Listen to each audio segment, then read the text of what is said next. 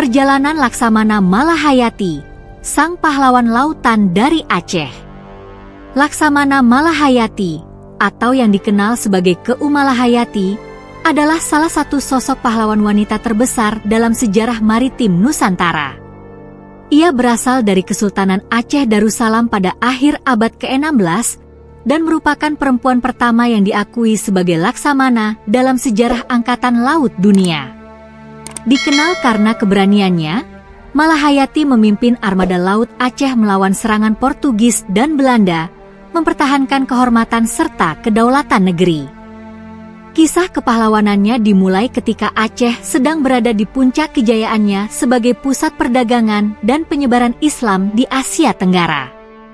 Namun, pada saat yang sama, ancaman dari bangsa asing, terutama Portugis dan Belanda, semakin meningkat.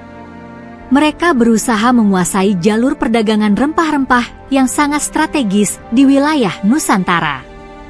Sebagai tanggapan, Kesultanan Aceh memutuskan untuk memperkuat angkatan lautnya, dan Malahayati menjadi salah satu perwira yang mendapatkan kepercayaan besar dari Sultan. Pada suatu hari, di markas Angkatan Laut Kesultanan Aceh, Laksamana Malahayati sedang memimpin rapat bersama para perwira lautnya. Laksamana Malahayati, "Ya saudara-saudaraku, aku mendapat kabar bahwa kapal-kapal Portugis telah mendekati Selat Malaka. Mereka tidak hanya berencana untuk berdagang, tetapi juga untuk menguasai jalur perdagangan ini. Kita harus segera bersiap untuk menghadang mereka." Perwira pertama, benar, Laksamana.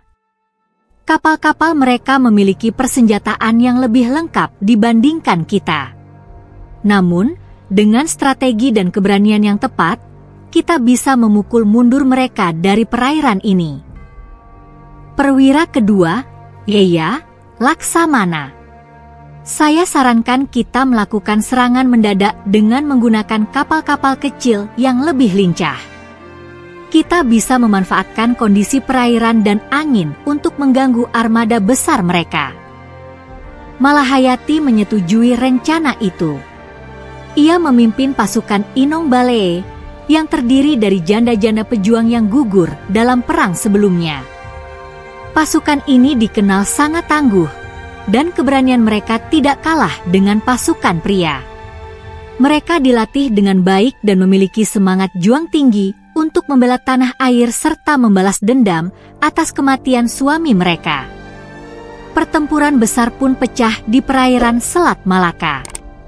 Malahayati memimpin serangan langsung dari atas kapal induknya, memotivasi para prajurit untuk bertarung dengan gagah berani. Di tengah pertempuran, suara dentuman meriam dan benturan pedang menggema di udara. Malahayati terus memimpin dengan penuh semangat. Laksamana Malahayati, jangan gentar, saudara-saudaraku. Ini adalah tanah kita, laut kita.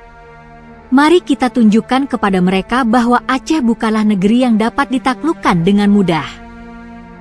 Pasukan Inong Balee, dengan kecepatan kapal-kapal kecil mereka, berhasil menyerang kapal-kapal besar Portugis dari berbagai arah. Dengan strategi yang cerdik dan keberanian yang luar biasa, mereka berhasil memukul mundur armada musuh yang akhirnya terpaksa mundur dari perairan Aceh. Namun, perjuangan Malahayati tidak berakhir di situ. Setelah mengusir Portugis, ancaman baru datang dari Belanda yang juga berusaha menguasai jalur perdagangan di perairan Nusantara.